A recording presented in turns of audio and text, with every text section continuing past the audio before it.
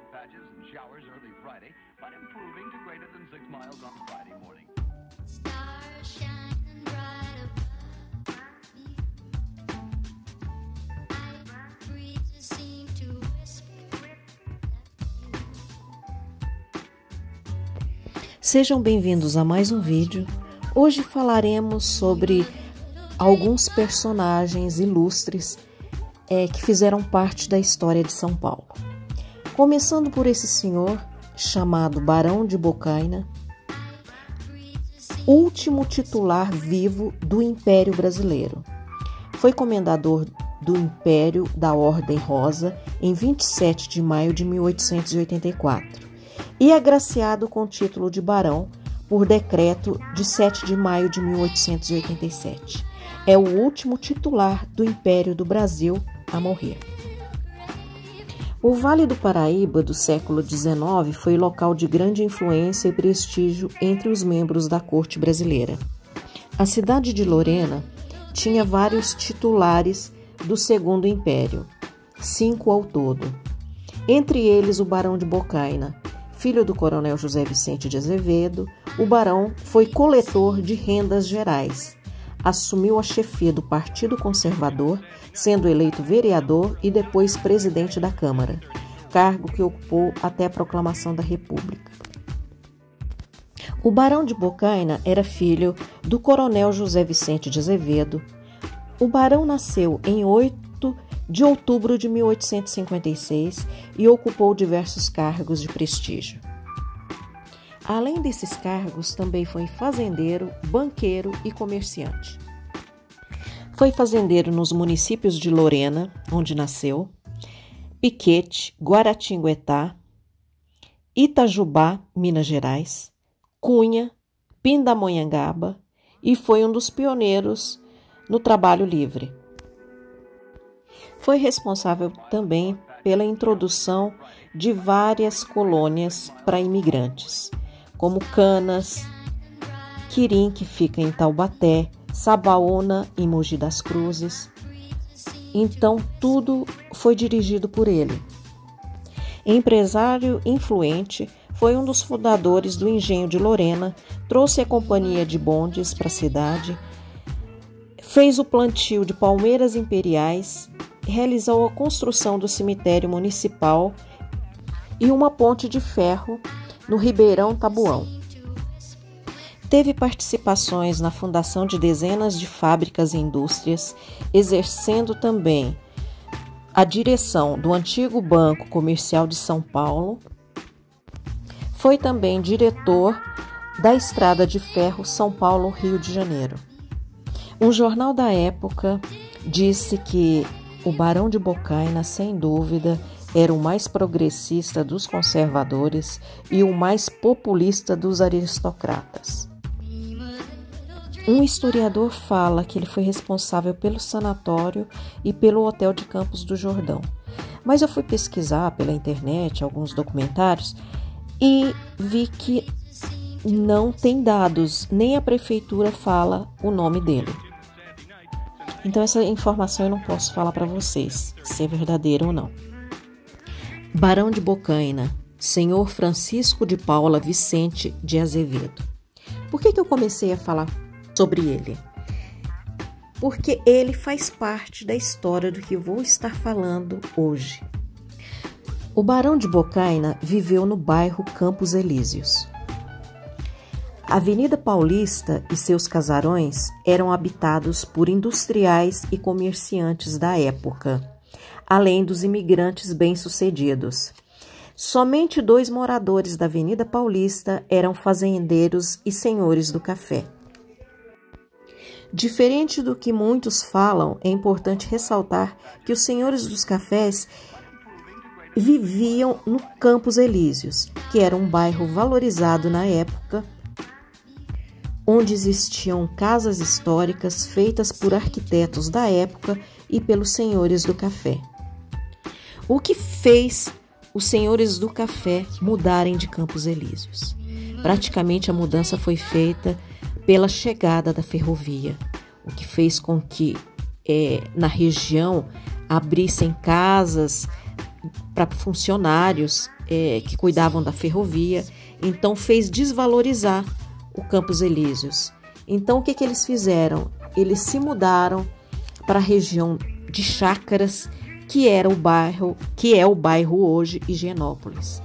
Então eles começaram a fazer suas casas, seus casarões no bairro Higienópolis.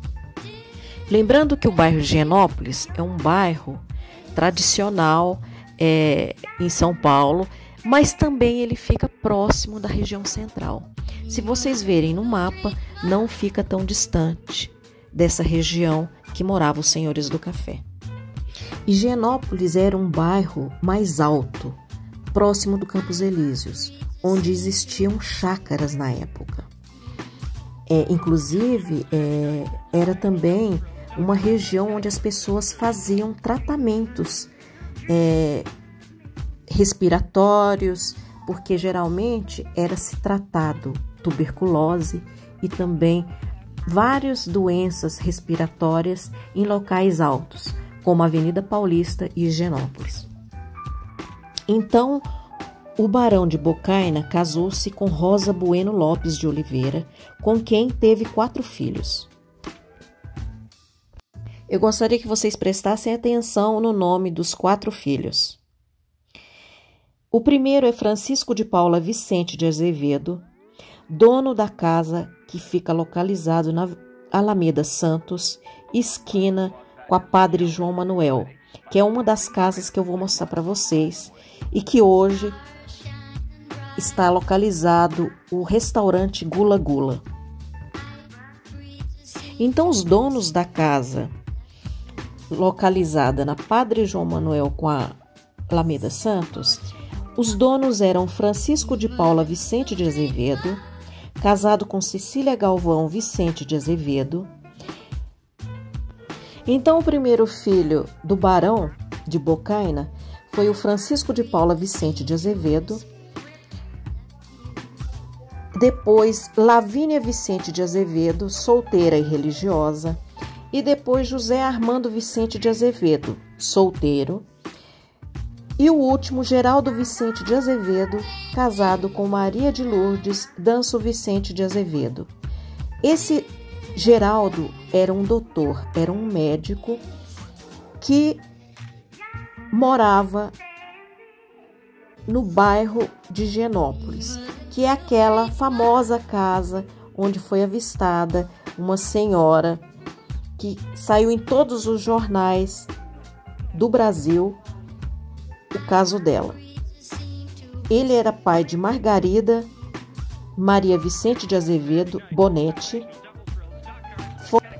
foragida da justiça americana pela acusação de manter, juntamente com seu ex-marido, René Bonetti, em cárcere privado e maus tratos a funcionária doméstica por 20 anos, em situação análoga à escravidão. Então, analisando esses filhos do Barão de Bocaina, ele teve 4 filhos, 2 solteiros e 2 que se casaram. Um é daquela casa, vou repetir novamente, localizada na Padre João Manuel, que hoje é o restaurante Gula Gula. E a outra casa é a casa de Higienópolis, que morava o seu outro irmão, que era médico. Então, o proprietário da casa da Padre João Manuel era um advogado formado na USP. E o que morava em Higienópolis, o outro irmão, era um médico. Então, vocês estão vendo aí a casa da mulher procurada nos Estados Unidos e pelo FBI, que é a mulher da casa abandonada, que foi tema em vários jornais, que saiu em todo o país. Voltando à casa da Alameda Santos com a Padre João Manuel, essa casa foi inaugurada em 1911 por Francisco de Paula Vicente de Azevedo, filho do Barão de Bocaina, com o mesmo nome. E ele foi pioneiro na indústria do papel e secretário da Fazenda do Estado de São Paulo. A casa foi inaugurada em 1911 para o seu casamento. A casa onde o arquiteto se desconhece. A residência é centenária, uma das mais belas nos arredores da Avenida Paulista. Possui 2 pavimentos em sua entrada com colunas, muros e portões baixos originais da época, jardim que torna a casa ainda mais encantadora. Construção histórica, mas que passou por um período crítico em 2012, com o risco de ser demolida. Felizmente, graças à união da Sociedade dos Amigos e moradores do bairro Cerqueira César, se uniram com outras entidades da sociedade civil para solicitar o tombamento do imóvel. Com esse resultado, a construtora não conseguiu demolir o imóvel e acabou optando pela solução do restauro. Gente, não fiquem ansiosos, eu vou mostrar uma dessas casas para vocês do lado de dentro. Então, essa casa foi o primeiro proprietário, o Dr. Francisco de Paula Vicente de Azevedo, filho do Barão de Bocaina, junto com a sua esposa Cecília Galvão Vicente de Azevedo e a sua única filha Maria Cecília Vicente de Azevedo, que é prima primeira daquela senhora da casa de Higienópolis. Sua filha não se casou e respeitou o desejo do pai, mantendo o casarão que foi somente cedido à especulação imobiliária após sua morte. A boa notícia é que a união de pessoas fizeram com que essa casa permanecesse intacta. Me lembro a primeira vez que eu passei nessa rua e que eu observei essa casa. Praticamente a minha paixão foi pelo jardim, onde tem uma figueira muito particular, porque é uma figueira chilena. Eu só descobri isso com um caseiro da época, antes da restauração do imóvel. Então, qual a ligação dessa casa da Padre João Manuel com a de Higienópolis, da mulher da casa abandonada? É que as duas herdeiras são primas primeiras, de primeiro grau. Hoje vamos falar dessa casa, localizada na Padre João Manuel. É uma casa que antes existia um complexo, um puxadinho praticamente, que ia mais para frente. Existia um complexo, um pedaço dele, um pouco mais para frente. E um estacionamento bem aqui, ó, onde tem esse prédio novo. Eu me lembro que o portão era um portão onde tinha uma placa esmaltada: não estacione. Alguma coisa de ambulância, porque tinha uma pessoa idosa. Mas na época que eu vi a primeira vez essa casa, a senhora já tinha falecido, a proprietária, a última proprietária. E depois, como ela não tinha filhos, ela deixou para a família essa casa.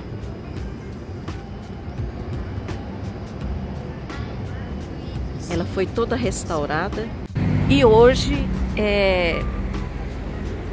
tem um restaurante Gula Gula, um restaurante carioca. Olha que lindo esse terracinho.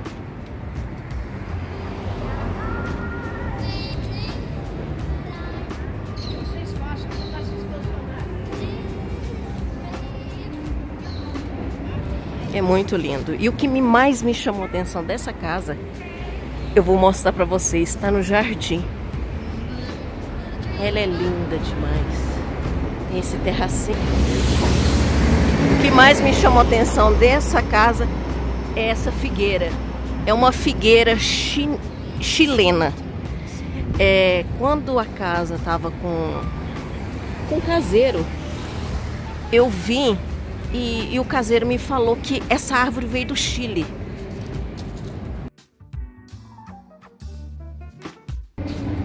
Olha que lindo que ficou esse restaurante. Ao entrar na casa, você já se teletransporta no tempo e fica imaginando como era o mobiliário da casa na época. O restaurante é muito lindo. A decoração adorei. Achei muito linda. E as luminárias não tem como não observar com fibra natural. Esse vitral foi todo restaurado.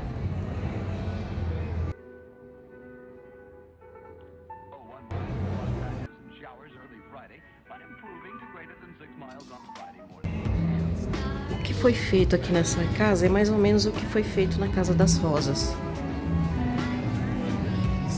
A construtora construiu um prédio no terreno e restaurou a casa que eles queriam demolir.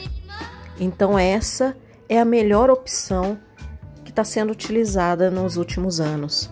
Começou com a Casa das Rosas e continuou com essa casa aqui. A casa é mesmo linda, começando com o vitral, desde a porta de entrada, que é de ferro da época, até as suas portas internas de madeira. O piso com trabalho central e depois madeira nos quartos. Aqui estamos no piso térreo, com o hall de entrada, com a escada que vai para o segundo andar e algumas dependências que são parte do restaurante, 2 salas do restaurante, um bar-café. Adorei essa janelinha que fica do lado da porta de entrada. E agora vamos subir as escadas para o segundo andar. E é inevitável não visualizar esse vitral lindo que foi todo restaurado.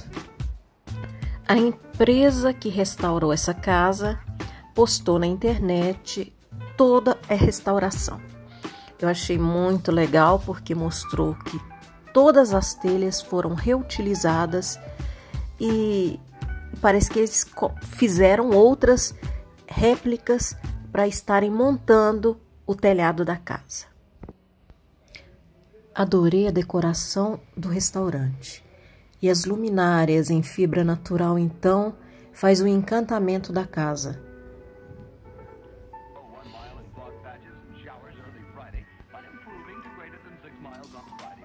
É uma mistura de contemporâneo com antigo. A restauração do piso, das portas e janelas e deixar exposto nas paredes o que foi a pintura e decoração de uma época dá o encanto do que foi o lugar no passado. Como eu já falei, eu adorei a decoração do restaurante.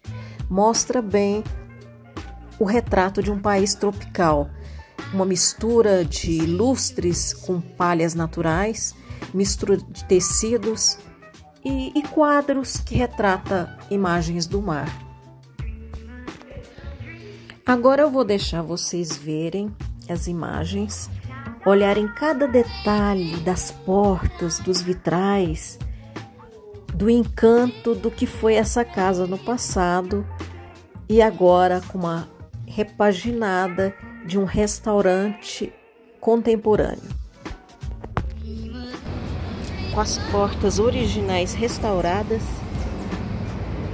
Aqui eu tô na casa, na lateral da casa. E essas árvores são todas originais. Incrível, né?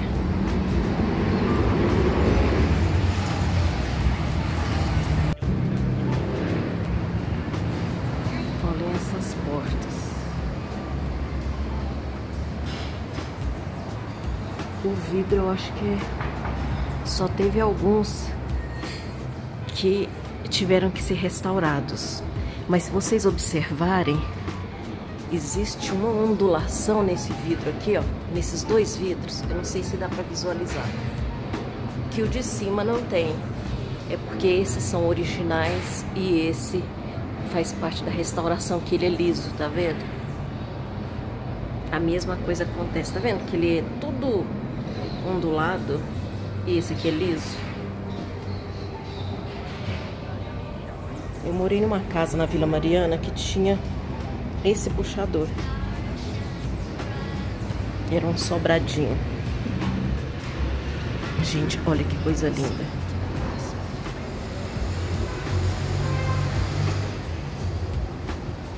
Olha o piso. O piso é ainda restaurado, tá vendo? Eu não sei se o teto é antigo ou se é novo. Não sei. Eu sei que essa casa passou por uma restauração.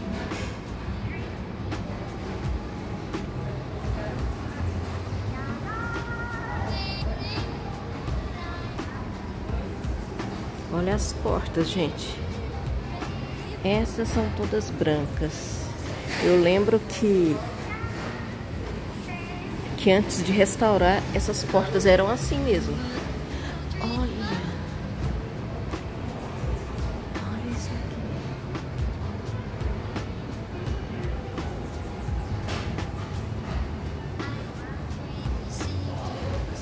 aqui. É encantador essas portas. Essas portas são lindas. Nossa, como ela é linda. Os portais, olha. Olha.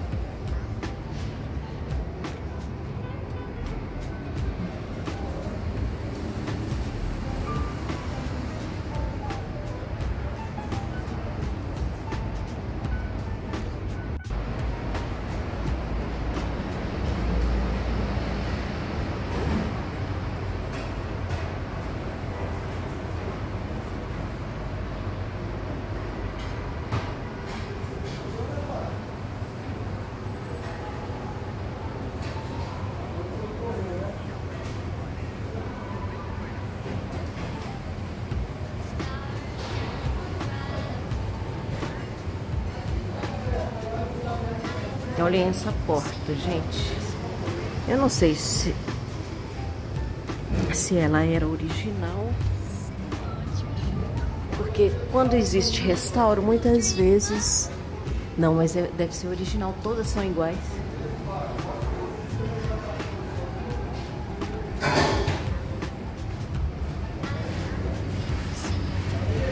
Olha, se você sentir, é um alto relevo. Eles, como se tivesse passado uma massa, tá vendo? Para deixar essa parte como era no passado.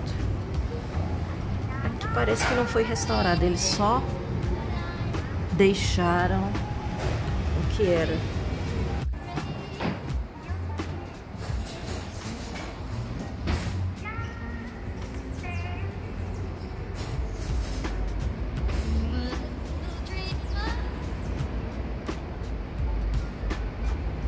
Aquela é uma casa que pertence à Sabesp. Aqui já o terraço é maior, tá vendo? Gente, eu sempre tive vontade de entrar dentro dessa casa.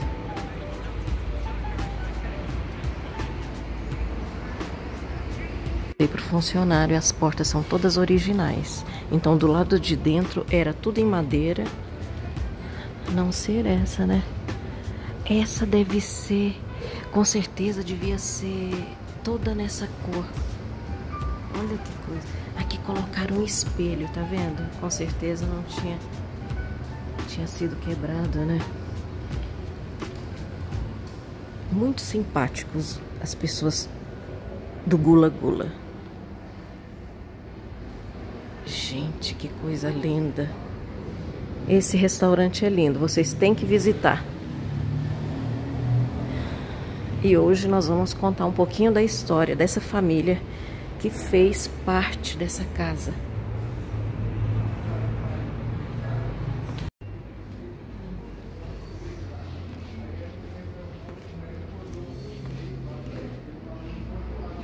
Essa porta da entrada é toda em ferro, tá vendo? É toda restaurada, gente. Olha que linda que é isso aqui. Tem essas janelinhas, tá vendo? Muito lindo.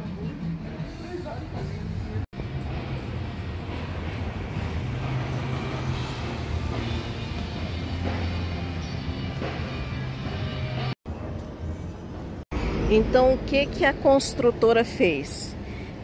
A construtora que construiu esse prédio aqui. Ela queria desmanchar esse imóvel. Eles queriam demolir. Só que o que é a união de pessoas? União de bairro. O que eles fizeram? Eu vou deixar até escrito embaixo quem foram os responsáveis por o tombamento desse imóvel. Se juntou a união de pessoas do bairro, mais algumas entidades, e fizeram a exigência do tombamento dessa casa. Foi aí que a construtora não pôde demolir essa casa. Então eles fizeram igual a Casa das Rosas, deixaram a casa, restauraram e alugaram. E hoje é alugado para o Gula Gula, um restaurante carioca. Gente, vocês têm que visitar. É linda a casa. Aqui existia, como eu já falei, existia um anexo dela que foi feito depois da construção da casa. Então, graças à união de pessoas, essa casa não foi desmanchada. É uma casa do começo, do final do século XIX. Para muitos ela é até uma casa que não tem muitos anos, mas para uma cidade como São Paulo, onde nada é preservado, foi uma vitória. Então, aqui mais ou menos onde é esse prédio, existia um muro. O muro foi todo desmanchado, eles deixaram a casa toda aberta. Aí o muro foi desmanchado, existia um portão onde tinha uma placa de aquele material de esmaltado. Eu me lembro direitinho, era azul, que falava para não estacionar, sujeito a guincho, uma coisa assim, sabe? Eu acho que era mais ou menos isso. E muitas trepadeiras, o quintal assim bem abandonado, né? Então, o que as duas casas têm em comum são as moradoras, que as moradoras foram primas de primeiro grau.